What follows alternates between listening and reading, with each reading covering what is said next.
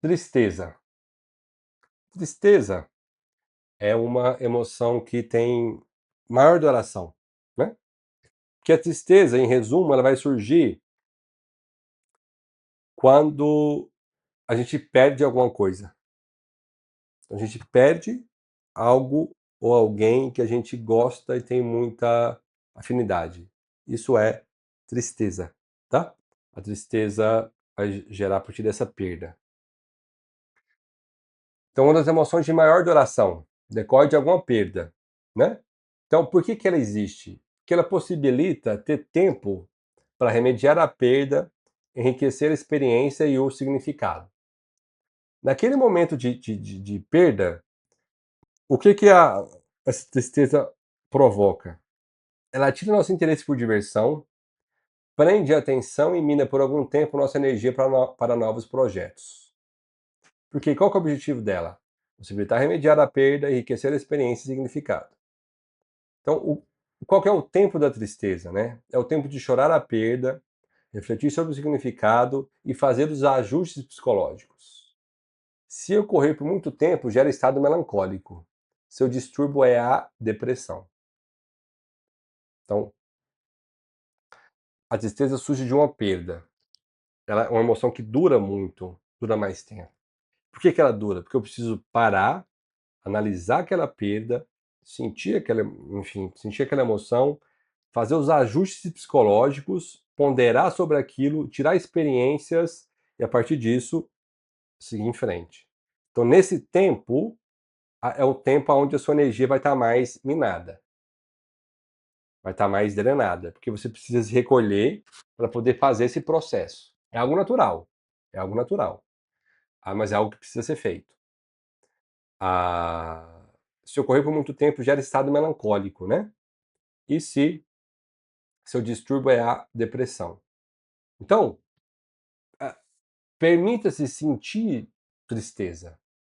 Por que você está triste? O que aconteceu? O que você perdeu?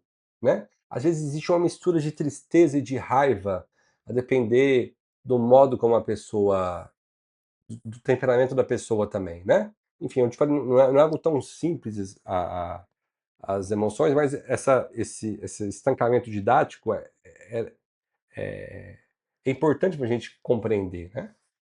Não é tão simples de maneira que as emoções elas surgem de forma mistas, né? Mas qual que é deve ser a minha atitude? É aceitar aquela emoção, aceitar aquela tristeza e perceber que perda é essa, o que aconteceu ah, comigo, ou como que essa perda se manifestou, qual que é a experiência que eu tiro disso, qual que é a lição disso, né? Eu acho que o ponto principal para a perda é isso, é aceitar, mas tirar as lições, é, tirar proveito daquelas, não proveito como de forma egoísta, mas extrair a essência, extrair o néctar daquela pessoa, daquela qualidade, daquela situação. É isso que esse tempo da tristeza vai possibilitar que algo aconteça. É importante perceber isso porque, se essa tristeza for prolongada demais, gera depressão, ok? Então, é importante sentir a tristeza, porque senão ela vai reprimir e vai voltar, a gente vai falar isso mais na frente, mas gerar tristeza é importante. Ok? Gerar não. Sentir a tristeza é importante, assim como as outras emoções, mas perceber o que ela está querendo te dizer. Porque as emoções, elas gritam com a gente, elas escancaram aquilo que a gente não quer ver. Então é importante a você perceber essa emoção, entender e fazer os ajustes necessários. Surpresa, né? Então, isso aqui são as mais simples. Então, surpresa é a emoção mais rápida. Surge de algum evento inesperado.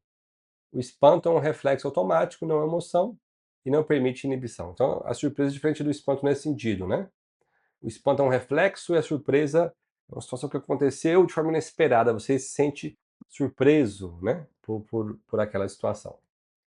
Aversão envolve o sentido de incorporação de algo desagradável e contaminante. Abrange coisas, pessoas, ações, sabores, cheiros ou toques. Então, é um sinal que você percebe que aquilo não tá bom, né? Aversão, tipo, eu comi aquilo, não quero mais. Então, como que isso pode ser lidado em nível prático pra gente? Quando você está falando com alguém, então você está falando com seus colaboradores, com seu chefe, enfim, e a hora que você fala, você percebe no outro surpresa. Ué, será que ele não sabia dessa informação? Será que ele não sabia disso? Ou você começa a falar e você percebe uma certa aversão. Você já começa a tentar, é, linkando com a sua fala, entender o contexto que está inserido aquela emoção específica. Ok? Isso te dá uma ferramenta importante na hora da comunicação também, né? Às vezes que é uma ideia não tão agradável assim, então você está falando com o chefe e ele, né, quando você dá a sua ideia, você percebe algumas caras e bocas diferentes. Lógico, isso é um processo de autoconsciência, né? De consciência do outro também, da emoção. Você já pode, a partir disso, mudar a sua estratégia sobre o modo como você vai abordar ou tratar com uma linguagem diferente, né? Isso também tem efeito prático. E desprezo ela é relacionado à aversão, diferindo por abranger somente pessoas e ações e, adicionalmente, ter uma sensação de superioridade. Né? Desprezo e aversão também conjugados aí. Né? Isso é uma análise mais rápida dessas emoções, mas não menos importante. Sobre emoções agradáveis, né? Então, aqui é uma lista de emoções agradáveis. Paul Ekman nos dá a explicação de que foi algo necessário para que todo o bando, as pessoas, né, compreendam o que está acontecendo, né? Então, foi uma evolução biológica, né, de toda a humanidade. Então, ele traz prazeres sensoriais, diversão, contentamento, entusiasmo, alívio, assombro, êxtase ou glória, fiero, né, que é o estado de conquista. Nates é uma emoção que ele traz a ideia da conquista dos filhos, né?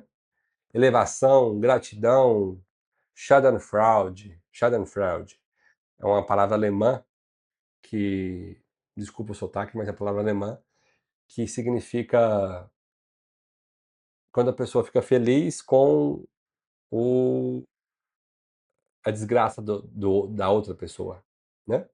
Então a pessoa sente felicidade com a outra pessoa se dando mal. Esse é o contexto dessa palavra. Fluxo, segundo Daniel Goleman traz, e outras, né? Então, a ausência dessas emoções agradáveis é a denoia e o excesso é a mania. O fluxo a gente vai falar mais na frente, né? Mas é uma emoção agradável que ocorre também, beleza? Ah, eu vou parar aqui e a gente volta tratando sobre. Acho que nesse vídeo é um vídeo bacana já dá mais ou menos 30 minutos, sobre as emoções que a gente está tratando, né? As emoções específicas. Já adiantamos algumas utilizações práticas dessas emoções no nosso dia a dia, né? E entender a emoção, pelo menos essas universais, nos ajuda a ter o primeiro passo, que é entender a emoção que está acontecendo. Então, perceber a emoção. Então, para você perceber, você tem que entender de onde que ela surge e como que ela surge. Então, foi isso que a gente viu aqui um pouquinho nesses 30 minutos de aula. Ok? Nos vemos na próxima aula, então.